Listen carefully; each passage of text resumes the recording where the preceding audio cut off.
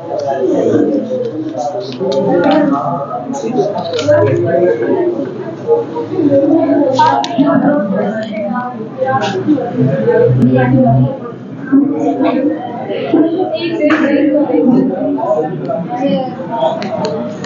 शुरू अपने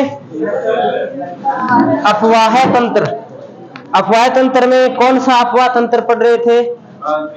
आंतरिक अफवाह तंत्र में हमने नदी पढ़ ली अपने गग्गर का उद्गम कालका पहाड़ी शिवालिक और विलुप्त फोर्ट अब्बास।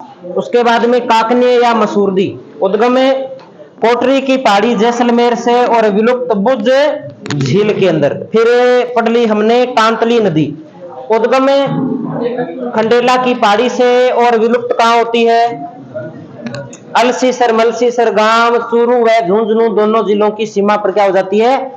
विलुप्त हो जाती है। फिर हमने नदी पढ़ ली बाण गंगा उद्गम कहां होता है? विराट की पहाड़ी से और विलुप्त कौन से जिले में? वर्तमान में भरतपुर जिले के अंदर भरतपुर के मैदान में विलुप्त हो जाती है। फिर हमने कौन सी नदी पढ़ी? साबी नदी का उद्गम कहां से? सेवर की पहाड़ी से और विलुप्त कहां? नफजगढ़ झील या गुड़गांव के अंदर क्या हो जाती है? विलुप्त हो जाती है। यही बातें पढ़ी थी हमने। आगे कौन सी नदी की हेडिंग लगाई है हमने? रूपारेल नदी। तो आज हम शुरू कर देते हैं रूपारेल नदी। रूपारेल नदी सबसे पहले हम बात करते हैं रूपारेल नदी के उपनाम की कि रूपारेल नदी के उपनाम क्या क्या है। एक तो इसका नाम मिलता है रूप नारायणी नदी या रूप नारायण नदी। रूप नारायण नदी, रूप नारायण नदी। एक इसका नाम मिलता है लसावरी नदी। एक इसका नाम मिलता है वराह नदी। रूप नारायण नदी, लसावरी नदी और वराह नदी इसका उपनाम हमें मिलता है। फिर हमें इस नदी के बारे में जो बात ध्यान में रखनी है वो बात ये ध्यान में रखनी है कि इस नदी का उद्गम कहां से होता है। तो इस नदी का उद्गम होता है उदयनाथ की पहाड़ी से। उदयनाथ की पहाड़ी से कौन से जिले में पड़ती है? तो अलवर जिले में पड़ती है उदयनाथ की पहाड़ी। इस पहाड़ी से इस नदी का उद्गम होने के बाद में एक तो ये अलवर जिले में बहती है और अलवर के बाद में ये भरतपुर जिले के अंदर बहती है। तो हम इस प्रकार से बना सकते हैं कि ये नदी है इस प्रकार से और ये दो जिलों के अंदर बहती है। एक तो कौन से जिले में बहती है? अलवर में। और एक कौन से जिले में बहती है? भरतपुर जिले के अंदर। भरतपुर जिले में हम बात करें तो इस नदी पर एक बांध बना हुआ है। इस बांध का नाम है सीकरी बांध। सीकरी बांध। इसी नदी पर एक झील स्थित है। इस नदी के किनारे हम कह सकते हैं इस झील का नाम है मोती झील। कौन सी झील है? मोती झील। और यहीं इसी के पास में हम कह सकते हैं एक दुर्ग स्थित है। इस दुर्ग का नाम है लोहेगढ़ दुर्ग। कौन सा दुर्ग स्थित है? लोहेगढ़ दुर्ग स्थित है। और इस सीकरी बांध से एक नहर निकाली गई है। इस सीकरी बांध से एक नहर निकाली गई है। ये नहर क्या करती है? ये नहर लोहेगढ़ दुर्ग के चारों ओर एक खाई बनी हुई है। उस खाई के अंदर पानी की जलापूर्ति करती है। खाई क्यों बनाई गई है दुर्ग के चारों ओर? ताकि दुश्मन जल्दी से दुर्ग में प्रवेश न कर सके, इसलिए यहां पर खाई का निर्माण किया गया है। एक ये बात हमें ध्यान में रखनी है। तो पहले ये डायग्राम बनाओ, फिर इसके बारे में कुछ बातें लिखनी है वो नोट कर लेते हैं। एक तो इसमें हमें लिखना है बहाव के जिले। बहाव के जिले। बहाव के जिले में एक तो कौन सा जिला है? अलवर। और एक कौन सा जिला है? एक जिला है भरतपुर। एक है अलवर जिला, एक है भरतपुर जिला। दो जिले हमें ध्यान में रखने हैं। अगर हम बात करें कि ये नदी विलुप्त कहां होती है, विलुप्त बिंदु या विलुप्ति स्थल, तो भरतपुर के अंदर गांव पड़ता है कुशलपुर गांव। कुशलपुर गांव है भरतपुर के अंदर। सामान्य तो यह नदी विलुप्त होती है, यह प्रमुख रूप से हमें बात ध्यान में रखनी है। कई बार प्रश्न यह भी पूछा जाता है कि मोती झील को जलापूर्ति कौन सी नदी के द्वारा होती है, तो भी कौन सी नदी है, रूपारेल नदी के द्वारा होती है।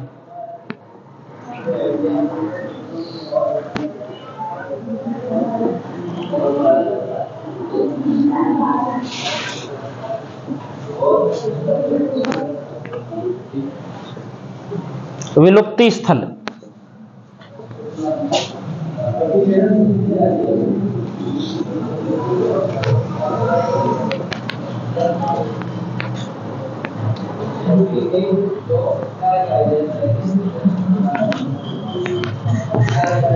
उद्गम उदयनाथ की पहाड़ी अलवर से, विलुप्ति स्थल कुशलपुर गांव भरतपुर।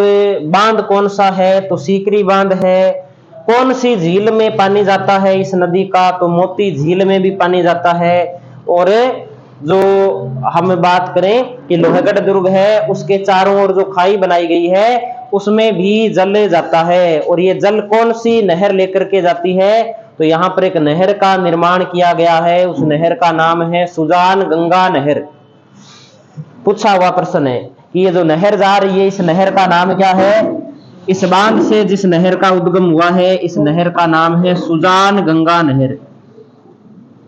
सुजान गंगा नहर, एक ये बात भी ध्यान में रख लेंगे हम। लगभग जो इस नदी की बात है वो मैप में हमने देख ली है। कुछ ऐसी बातें हैं जो हमने नोट करनी है, वो हम इसमें नोट कर लेते हैं। जैसे एक बात तो इसमें ये नोट करनी है कि जब उदयनाथ की पहाड़ी में बरसात ज्यादा होती थी, तब उदयपुर में बाढ़ आती थी, उदयपुर के डूबने की संभावना हो जाती थी। इसलिए क्या किया गया कि इस पर एक बांध बना दिया गया। वो बांध कौन सा है, सीकरी बांध। और इस सीकरी बांध के अंदर जो पानी इकट्ठा होता है उसे पेयजल आपूर्ति के लिए कौन सी झील में भी डाल दिया जाता है, मोती झील में भी डाल दिया जाता है। और मोती झील का निर्माण किसने करवाया था, महाराजा सूरजमल जाट ने इस झील का निर्माण करवाया था। तो एक बात तो लिख लेते हैं, भरतपुर को बाढ़ के प्रकोप से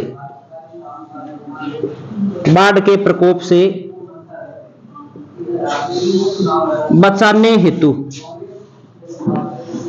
सीकरी बांध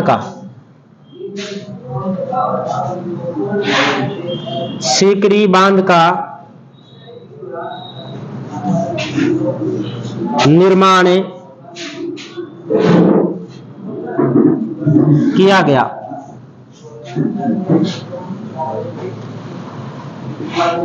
भरतपुर को जलापूर्ति हेतु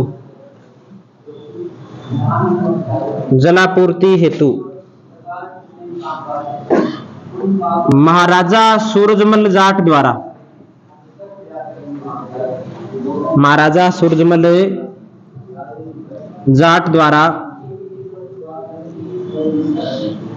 मोती झील का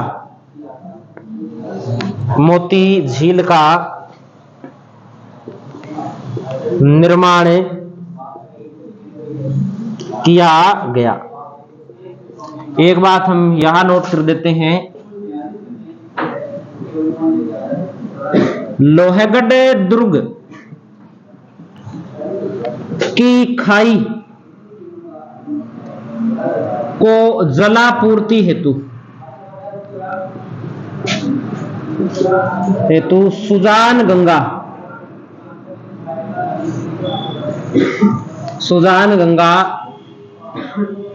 नहर का निर्माण किया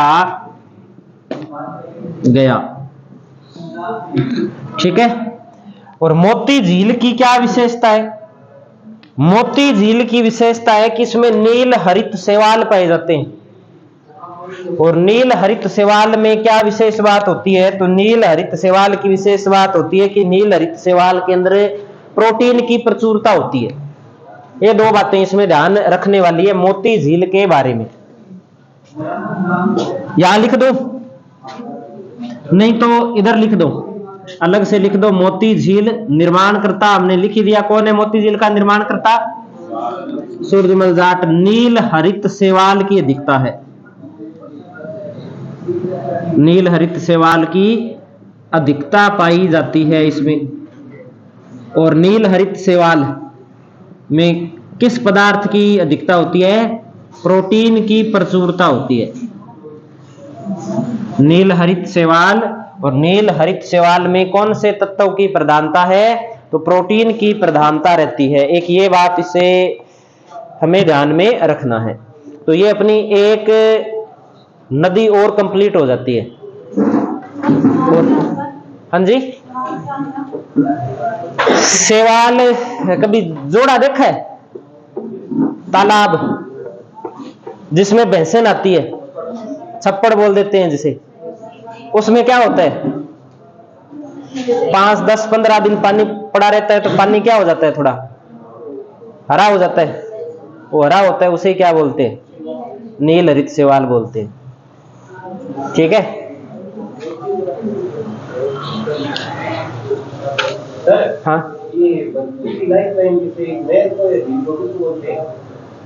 भरतपुर की लाइफ लाइन क्या? इस सुजान गंगा नहर को नहीं बोलते क्या? सुजान गंगा नहर को बोलते हैं। कर लिया होगा नोट सभी ने?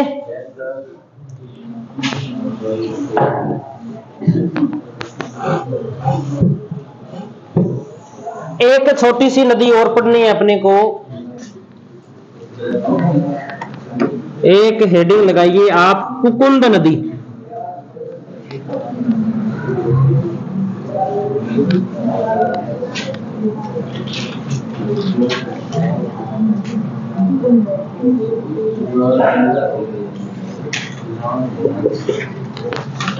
कुकुंद नदी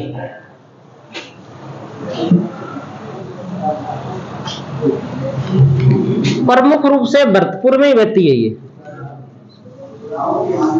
कुकुंद नदी कहां बहती है? भरतपुर में बहती है। और इस नदी के ऊपर एक बांध स्थित है, बारेठा बांध। कौन सा बांध स्थित है? बारेठा बांध स्थित है। एक भरतपुर का शासक हुआ था राम सिंह। उस राम सिंह ने 1897 ईस्वी के अंदर इस बांध का निर्माण करवाया था।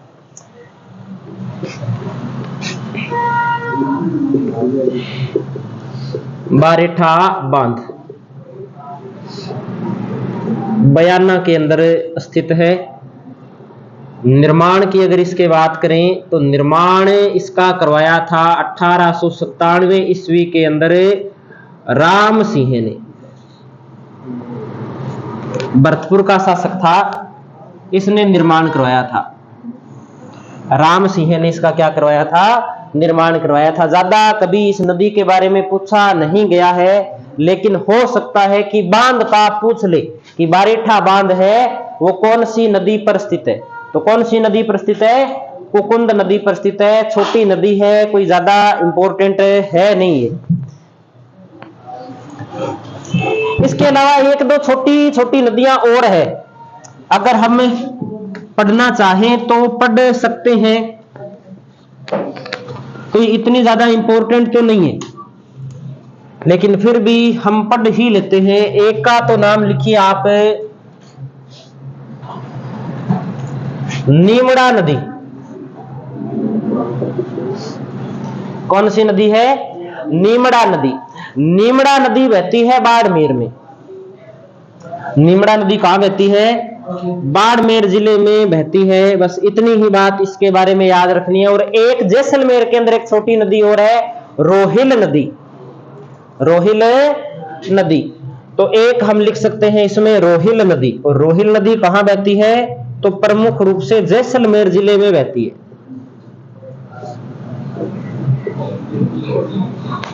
रोहिल नदी कहाँ बहती है?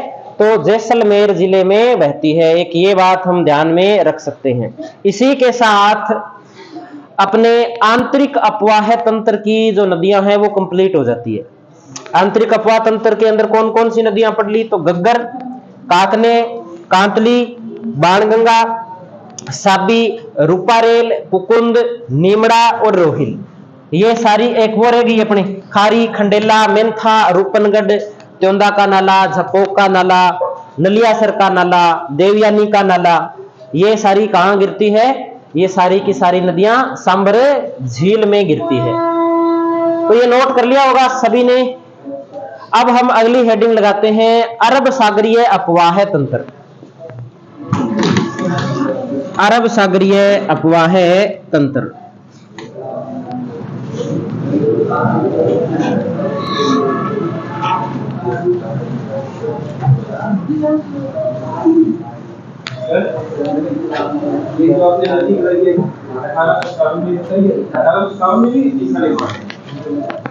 अठारह सौ 97 किसकी बांध का निर्माण? बांध के निर्माण की बात कर रहे हो आप? कौन से बांध की बात कर रहे हो? कुकुंद नदी पर जो स्थित है बांध, उसी की बात कर रहे हो? 97। 57 कोई बोलने में या तो आपको सुनने में कोई हो सकता है गलती हो गई। 97 है। 97, 1897।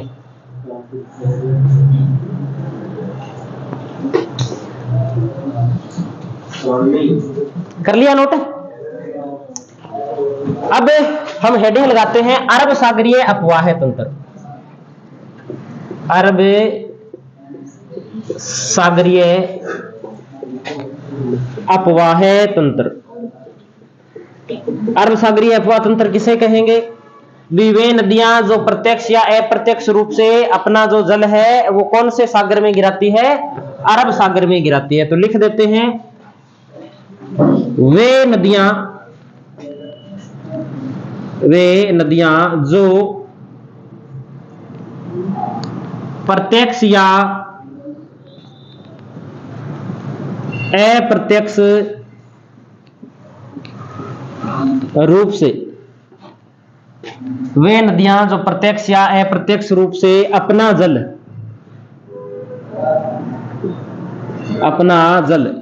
अरब सागर में गिराती है। अरब सागर में गिराती है। अरब सागरीय अपवाह तंत्र में शामिल की जाती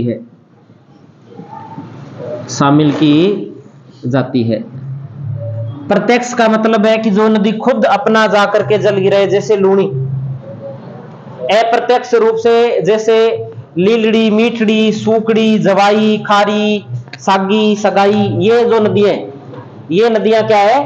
ये लूणी में अपना जल गिराती है। तो अप्रत्यक्ष रूप से उनका जल कहां पहुंच रहा है? अरब सागर तक पहुंच रहा है। तो वो अप्रत्यक्ष रूप से हो गया। फिर इस नदी तंत्र की विशेष बात क्या है? तो इस नदी तंत्र की विशेष बात यह है कि इस अपवाह तंत्र की जो नदियां हैं वो एस्चुरी का निर्माण करती है। किसका निर्माण करती है? एस्चुरी। एस्चुरी को हम बोल सकते हैं ज्वार नदमुख। एस्चुरी को और क्या कहा जा सकता है? ज्वार नदमुख कहा जा सकता है। कैसे बनाती है ये नदियां? एस्चुरी क्या होती है? ज्वार नदमुख क्या होता है? या हम कहें कि डेल्टा क्या होता है?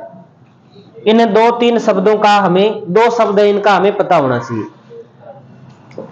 जैसे हम एक मैप के माध्यम से समझें इसे,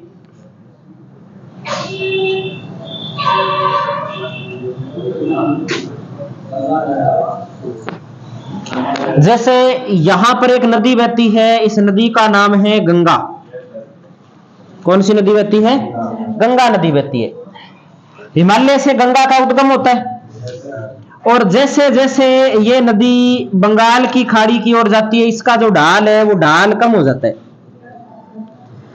ढाल कम होगा तब पानी की स्पीड भी क्या हो जाएगी, कम हो जाएगी। जब पानी की स्पीड कम हो जाएगी तो पानी के अंदर जो कचरा होगा वो कचरा ले जाने की क्षमता भी उस नदी की क्या हो जाएगी, कम हो जाएगी। अब मान लो कि ये नदी ऐसे बह रही है, इसमें ढाल ही नहीं, ढाल हो गया 0 डिग्री, 0 डिग्री ढाल हो गया तो पानी बिल्कुल धीरे धीरे आगे बढ़ेगा। जैसे जैसे धीरे धीरे आगे बढ़ेगा वैसे वैसे उसके अंदर जो मिट्टी के कण होंगे ना, वो मिट्टी के कण भी उस नदी की तली के अंदर क्या होने लग जाएंगे, जमा होने लग जाएंगे। अब नदी की तली में ऐसे जब कण जमा होंगे तब क्या है, बीच में ऐसे द्वीप जैसी आकृति भी हो सकता है बन जाए, और नदी इस द्वीप को टाल करके और क्या है, इस प्रकार से क्या है, थोड़ा सा रास्ता परिवर्तित कर लेगी। लेकिन रास्ता परिवर्तित करने से क्या होगा, नदी की ढाल आगे ढाल ही कम है, तो फिर यहां पे भी क्या हो जाएगा, मिट्टी का जमा हो जाएगा, इधर यहां पे मिट्टी का जमा हो जाएगा। इस प्रकार से फिर नदी अपना मार्ग और परिवर्तित कर लेगी। इस प्रकार से नदी क्या है, छोटी छोटी शाखाओं के रूप में विभाजित होती चली जाएगी। और जब दूर से देखेंगे ऊपर से तभी आकृति कैसी लगेगी, ऐसी आकृति लगेगी। इसे ग्रीक भाषा के अंदर डेल्टा कहा जाता है। जब नदी छोटी छोटी शाखाओं में क्या हो जाती है, विभाजित हो जाती है, जब वह सागर के अंदर अपना जल गिराने वाली होती है, तो ऐसी स्थलाकृति क्या कहलाती है, ऐसी स्थलाकृति डेल्टा कहलाती है। और ऐसा डेल्टा कौन सी नदियां बनाती है, बंगाल की खाड़ी में जो गिरने वाली नदियां है ना, वो इस प्रकार के डेल्टा का निर्माण करती है। लेकिन इस ओर जो नदियां बहती है, यहां पर जो नदियां बहती है, इस ओर से जो नदियां आती है, वो डेल्टा का निर्माण नहीं करती। तो किसका निर्माण करती है, एस्चुरी या जवार नदमुख का निर्माण करती है। क्यों करती है, क्योंकि इस साइड में जब नदी आती है ना, तो इधर धरातल का ढाल ज्यादा होता है।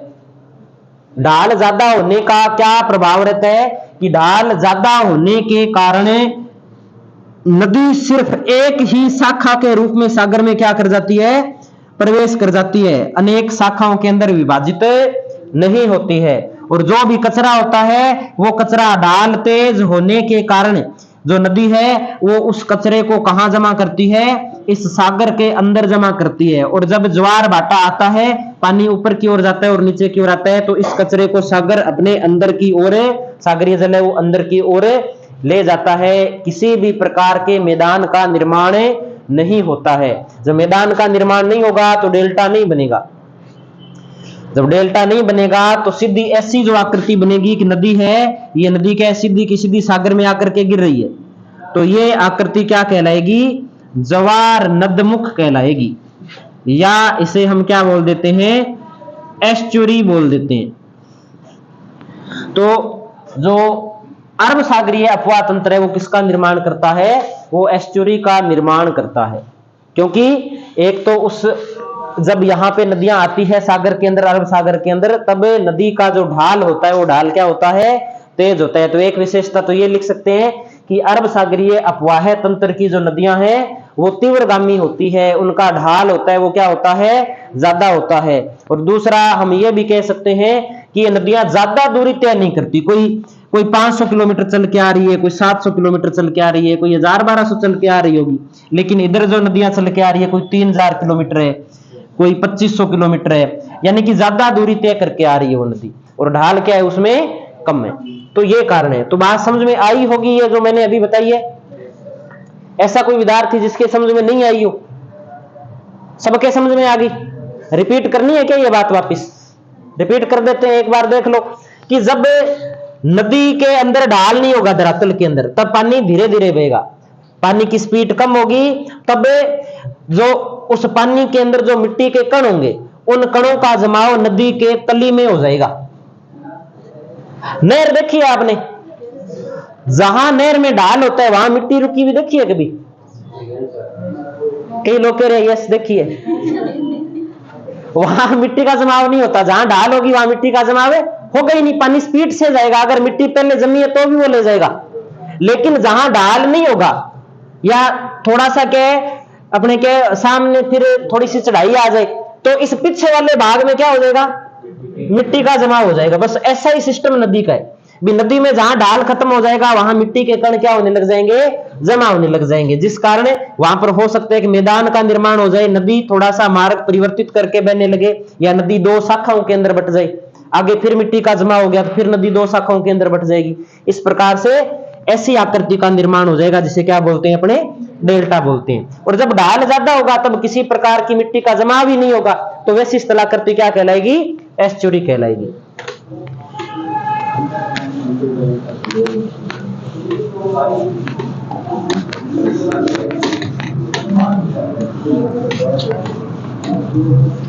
तो हम इसमें लिखते हैं कि अरब सागरीय अपवाह तंत्र की नदियां, अरब सागरीय अपवाह तंत्र की नदियां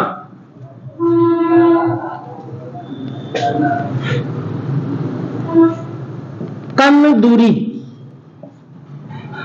तय करने वाली तथा तीव्रगामी होती है, तथा तीव्रगामी होती है। और एक विशेषता यह लिख सकते हैं कि अरब सागरीय नदी, अरब सागरीय नदियां या अरब सागरीय अपवाह तंत्र की नदियां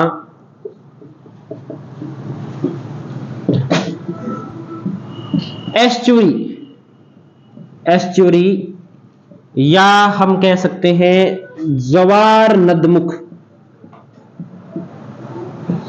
का निर्माण करती है, निर्माण करती है। और राजस्थान के कुल अपवाह तंत्र की जब हम बात करते हैं तो कुल अपवाह तंत्र का 16% भाग कौन सा अपवाह तंत्र है, अरब सागरीय अपवाह तंत्र है। बंगाल की खाड़ी के अंदर कितना है, तो 24% आता है कुल अपवाह तंत्र का। आंतरिक अपवाह तंत्र में कितना आता है, तो आंतरिक अपवाह तंत्र में 60% आता है। और अरब सागरीय अपवाह तंत्र के अंदर कितना आता है, 16% आता है। तो इन सभी अपवाह तंत्र के अंदर देखें तो सबसे छोटा अपवाह तंत्र कौन सा है, अरब सागरीय अपवाह तंत्र राजस्थान का सबसे छोटा अपवाह तंत्र है। सबसे कम जल जो आता है या कम नदियां आती है वो कौन से अपवाह तंत्र में आती है, आंतरिक अपवाह तंत्र में आती है। तो हम एक बात इसमें लिख देते हैं कि यह राजस्थान का सबसे छोटा अपवाह तंत्र है, यह राजस्थान का सबसे छोटा अपवाह तंत्र है।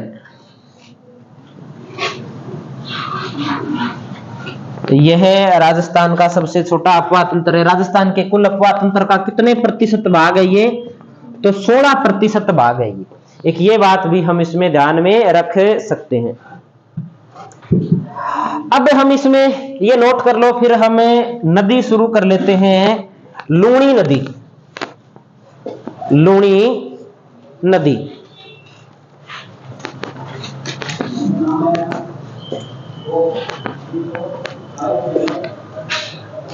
लूणी नदी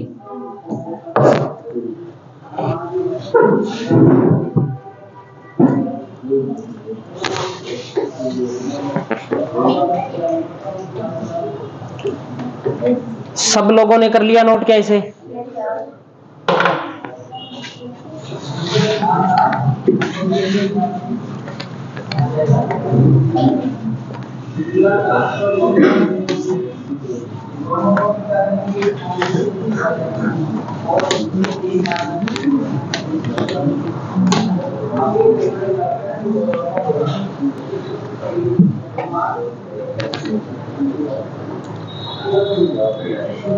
पहले एक डायग्राम बना लेते हैं अपने, और बाद में अगर कोई विशेषता किसी की लिखनी हुई तो हम नोट कर लेंगे, अन्यथा उस मैप से ही अपना काम चल जाएगा।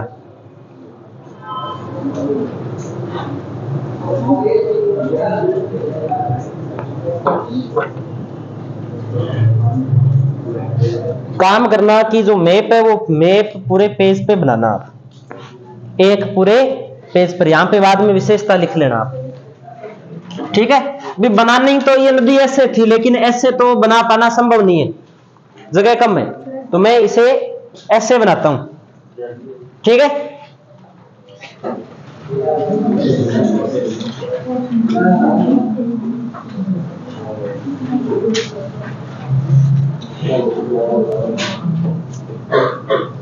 देखो सबसे पहले हमें बात करें, सबसे पहले तो ये बात ध्यान में रखनी है कि साबरमती नदी दो नदियों से मिलकर के बनती है, सॉरी साबरमती नहीं, लूणी, लूणी की अगर बात करें तो लूणी नदी है वो दो नदियों के मिलने से बनती है। कौन कौन सी है दो नदियां? तो एक नदी तो है सागरमती, एक तो नदी कौन सी है? सागरमती, सागरमती, और एक का नाम क्या है? सरस्वती। एक का नाम है सागरमती और एक का नाम क्या है? सरस्वती। सागरमती का उद्गम होता है नाग पहाड़ से, अजमेर, और सरस्वती नदी का जो उद्गम होता है वो होता है पुष्कर की पहाड़ी, अजमेर से। तो हम छोटी छोटी दो यहां पर पहाड़ियां बना लेते हैं और दोनों पर हम नाम नोट कर देते हैं कि सागरमती नदी का तो उद्गम कहां से हुआ? नाग पहाड़ से, और सरस्वती नदी का उद्गम कहां से हुआ? पुष्कर पहाड़ी से। दोनों नदियां आपस में मिली कहां? तो ये स्थान कौन सा है? ये स्थान है गोविंदगढ़। गोविंदगढ़ पड़ता कहां है? तो गोविंदगढ़ पड़ता है अजमेर में। अजमेर में ही दोनों नदियां आपस में मिल जाती है, और मिलने के बाद में इस नदी का नाम क्या पड़ जाता है? तो मिलने के बाद में इसका नाम पड़ जाता है लूणी नदी। गोविंदगढ़ के बाद में यह नदी किस नाम से जानी जाती है? लूणी नदी के नाम से जानी जाती है। अब हम इसमें बात करें कि जैसे जब यह नदी आगे बढ़ती है, यह सरस्वती नदी है, यह कौन सी नदी है? सागरमती नदी है। सागरमती नदी की ओर से इसमें एक नदी आकर के मिलती है, इस नदी का नाम है जोजड़ी नदी। सागरमती की ओर से जो नदी आके मिलती है उस नदी का नाम क्या है? जोजड़ी नदी। जोजड़ी नदी। जोजड़ी नदी का अगर हम लिखें कि उद्गम कहां से होता है, तो नागौर के पोटलू गांव से इसका उद्गम होता है। नागौर में पोटलू गांव से इसका उद्गम होता है। आप लिख सकते हो कि उद्गम कहां से हुआ? पोटलू नागौर से।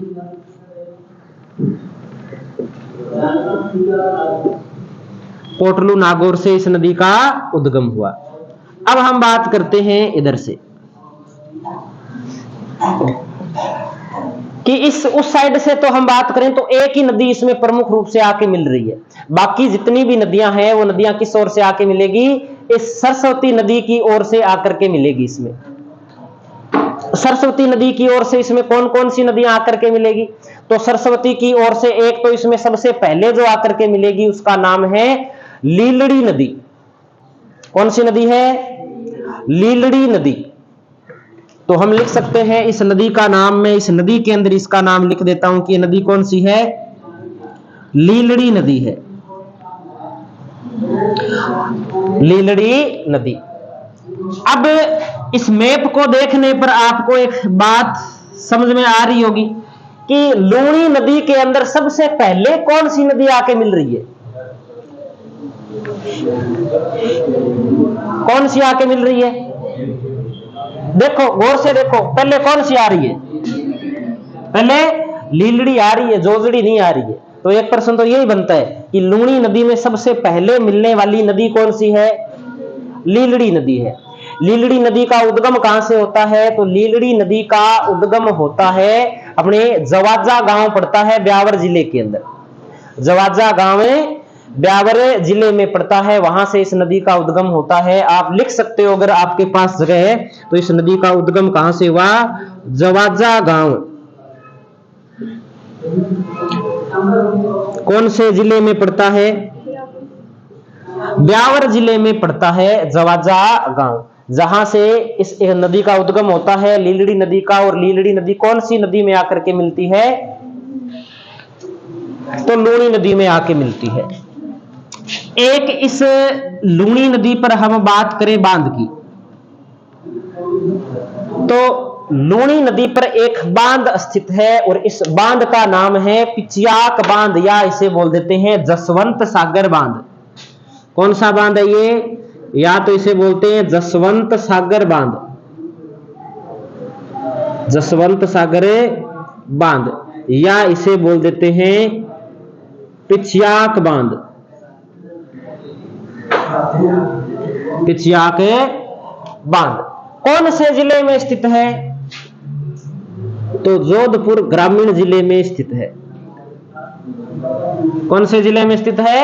जोधपुर ग्रामीण जिले के अंदर इसमें बांध स्थित है। फिर हम बात करें कि इसमें एक नदी आकर के मिलती है, इस नदी का नाम है बांडी नदी। कौन सी नदी है? बांडी नदी।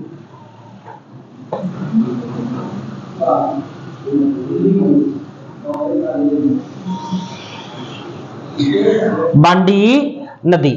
अब प्रश्न यह भी आता है कि बांडी सहायक किसकी है? तो लूणी की सहायक है। और इस बांडी के अंदर बांडी नदी पर एक बांध बना हुआ है, उस बांध का नाम है हेमावास बांध। कौन सा बांध है? हेमावास बांध। तो आप एक बांध बना दीजिए इसके ऊपर। कौन सा बांध स्थित है बांडी नदी पर? हेमावास बांध।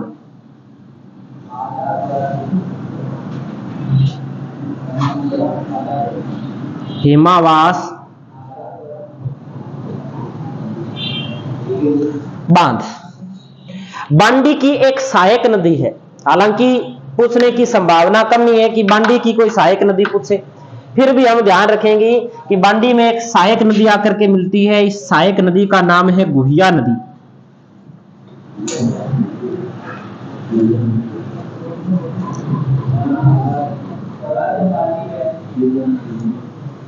कौन सी नदी आकर के मिलती है?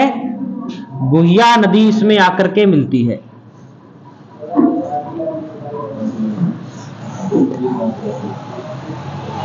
सोजत से आती है गुहिया नदी। गुहिया नदी कहां से आती है? सोजत से आती है। बांडी नदी आती है पाली से। बांडी नदी आती है पाली जिले से आती है। पाली जिले के अंदर एक गांव पड़ता है फुलाद गांव, उस फुलाद गांव से आती है। फुलाद गांव है पाली से। लिख देते हैं फुलाद गांव पाली।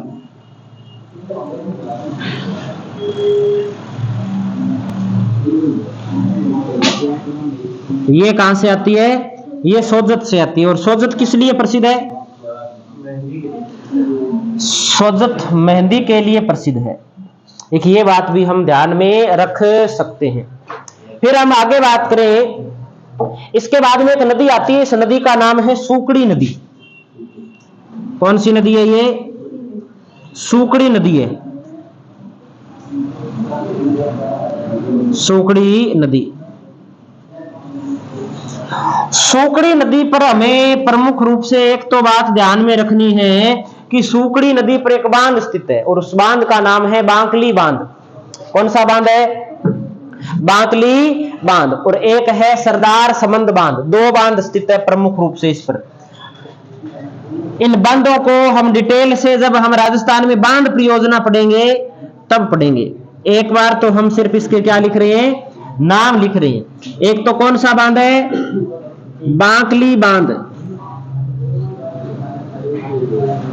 और एक है सरदार समंद बांध। एक कौन सा बांध है? तो एक सरदार समंद बांध है और एक बांध का नाम क्या है? बांकली बांध है। ये बात हमें ध्यान में रखनी है। फिर हमें और बात करें इसके बारे में, तो एक बात हमें ध्यान में रखनी है कि एक इसमें नदी आती है पाली, ये भी पाली की ओर से ही आती है।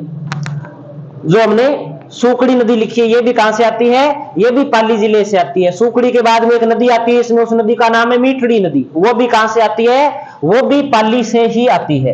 तो एक नदी हम इसमें और बनाते हैं और इस नदी का नाम क्या है? तो इस नदी का नाम है मीठड़ी नदी।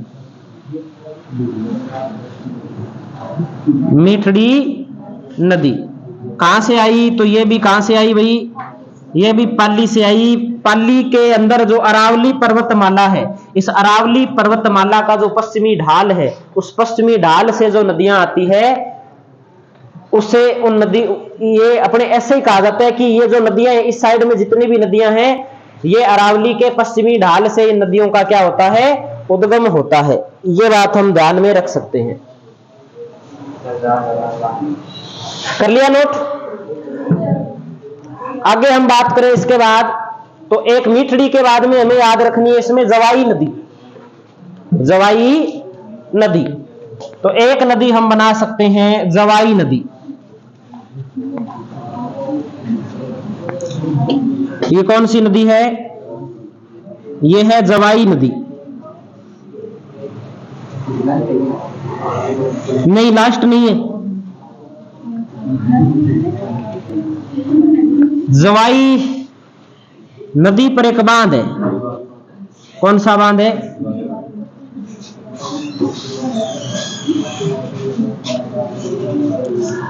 जवाई बांध। जवाई नदी पर कौन सा बांध, अपने जवाई नदी पर कौन सा बांध है? तो जवाई बांध है। और जवाई नदी का उद्गम होता है गोरैया गांव पाली से। यह पूछा गया है कई बार, तो आप नोट कर सकते हैं कि उद्गम कहां से होता है? गोरैया गांव पाली से।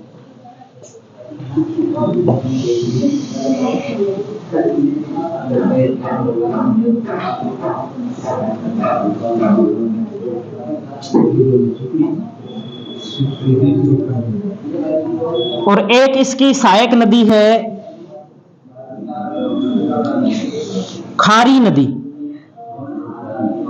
जवाई की सहायक कौन सी नदी है? खारी नदी। खारी नदी का उद्गम होता है शेर गांव से। शेर गांव में सिरोही से। और किस में आकर के मिलती है ये? तो ये जवाई नदी में आकर के मिलती है। और लास्ट अपने को याद रखना है सागी नदी। कौन सी नदी है? सागी नदी। इसका उद्गम होता है जसवंतपुरा पहाड़ी। जसवंतपुरा पहाड़ी जालोर से। और बाद में हम कहें तो ये नदी राजस्थान से कहां प्रवेश कर जाती है? गुजरात में प्रवेश कर जाती है। और गुजरात के अंदर कच्छ के रण में,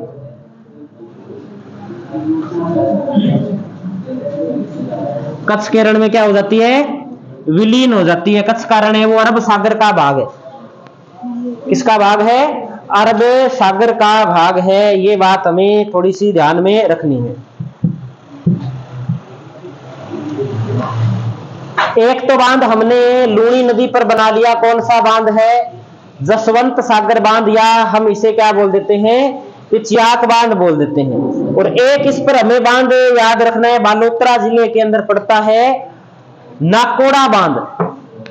नाकोड़ा बांध।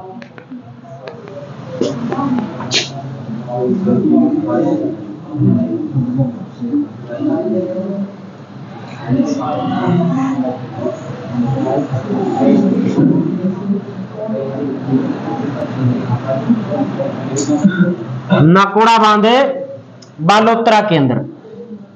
और एक इस नदी के किनारे सभ्यता पड़ती है तिलवाड़ा सभ्यता। तिलवाड़ा सभ्यता।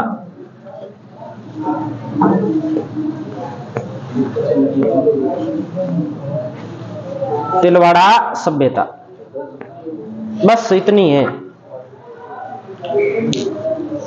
इतना तो फिर याद हो गया तो फिर दिक्कत ही कहां है?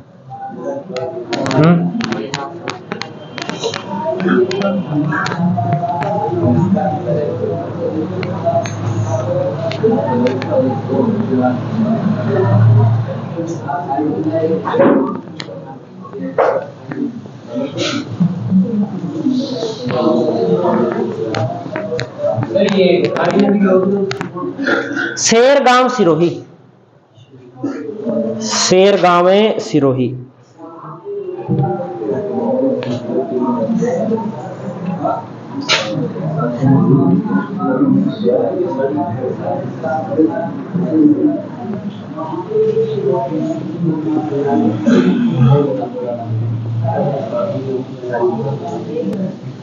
ये थोड़ा सा ध्यान रखना, एक दायां भाग लिख दिया, एक बायां भाग लिख दिया। दाएं भाग से एक ही नदी आके मिलती है, बाकी सारी नदियां कौन से भाग से आकर के मिलती है? बाएं भाग से आकर के मिलती है।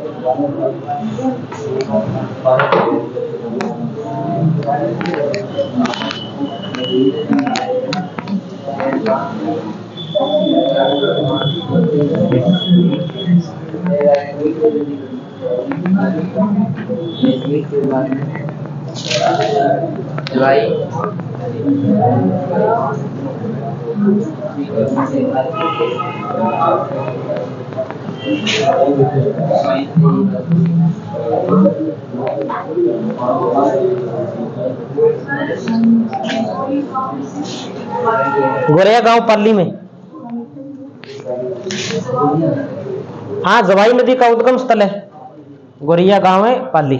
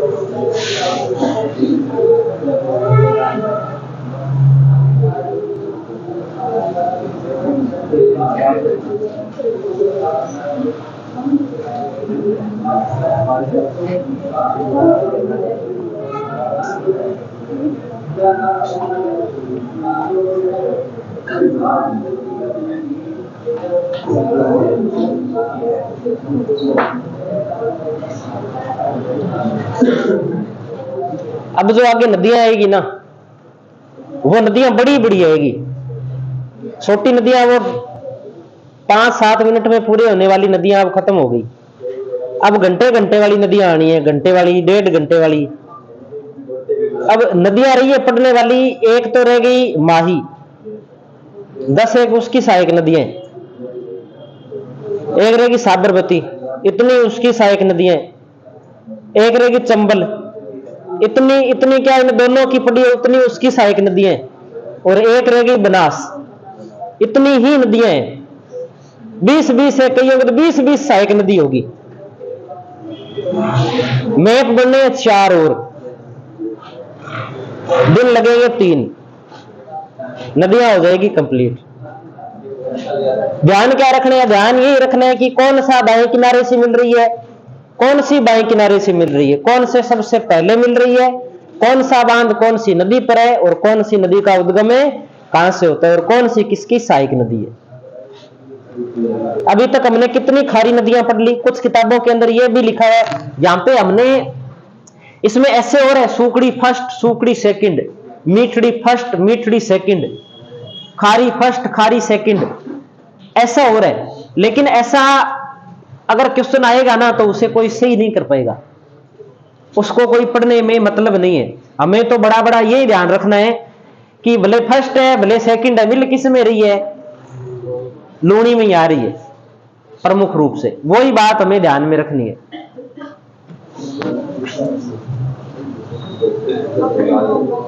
अब लूणी है, लूणी क्या खारी है, वो खारी 2 पढ़ ली हमने।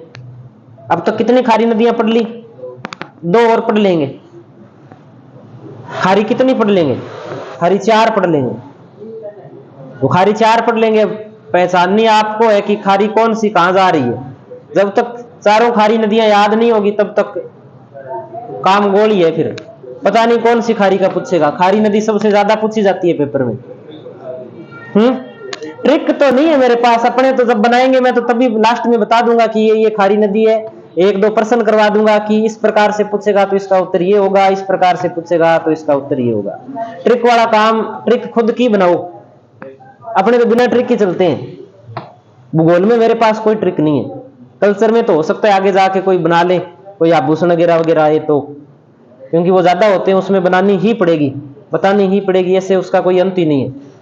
10-10 आभूषण याद करेंगे, 101 आभूषण याद कर लेंगे हम, लगभग वही पूछे जाते हैं जो माध्यमिक शिक्षा बोर्ड की किताब में दिए हुए हैं, उन्हीं को याद करेंगे अपने। इसमें कोई ट्रिक लगाने की आवश्यकता नहीं है, याद रह जाएगी। सीधा मैप याद करो, 2 बार मैप बनाना घर पे जाके, अपने आप याद हो जाएगा। ट्रिक लगाने की जरूरत कहां पड़ेगी। अब तक जितने मैप बनाए हैं ना हमने, जितनी भी नदियां पढ़ी है उनके मैप बना लेना घर पे जाके, रफ कॉपी के अंदर बिना देखे मैप बना लेना, अपने आप याद हो जाएगा। कुछ चीज रट्टा लगाना ही नहीं पड़ेगा। अब मान लो गग्गर नदी है तो गग्गर हमने बनाई कि कहां से आ रही है, कालका की पहाड़ी शिवालिक शिमला से आ रही है, पंजाब होके आ रही है, हरियाणा होके आ रही है, राजस्थान में टिब्बी से प्रवेश कर रही है, तलवाड़ा झील है, भटनेर दुर्ग है, भद्रकाली माता का मंदिर है, कालीबंगा है, पीलीबंगा है, रंग महल है, बडोपल है, सुरतगढ़ है, अनूपगढ़ है, और बिंजोर है, और फोर्ट अब्बास है। बात खत्म।